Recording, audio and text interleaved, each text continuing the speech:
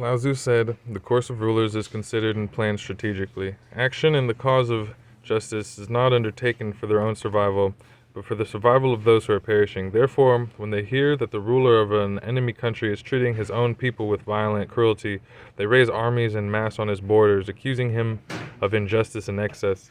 When the armies reach the countryside, the commanders are given these orders: let there be no cutting down the trees, no digging up the graves, no destruction of crops, no burning of granaries, no taking people captive, no rustling of domestic animals."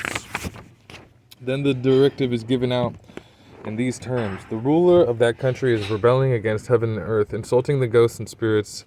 His legal judgments are unfair, and he slaughters the innocent. He is to be punished by nature, an enemy of the people. The coming of the armies is to oust the unjust and enfranchise the virtuous. If there are any who dare to oppose the way of heaven, brigands disturbing the people, they are to die themselves and their clans destroyed.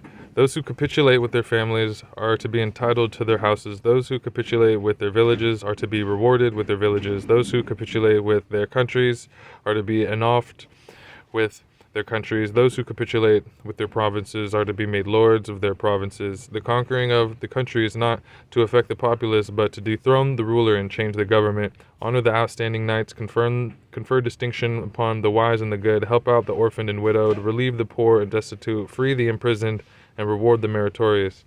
Then the peasants will open the doors and welcome the invading armies, preparing food for them, only fearing that they will not come. Forces of justice stop without fighting when they reach the borders, while forces of injustice come to slaughter and bloodshed.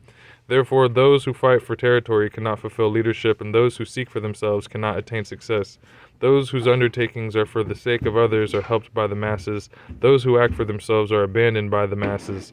Those for whom the masses act will be strong even if they are themselves weak, while those whom the masses abandon will perish even if they themselves are mighty."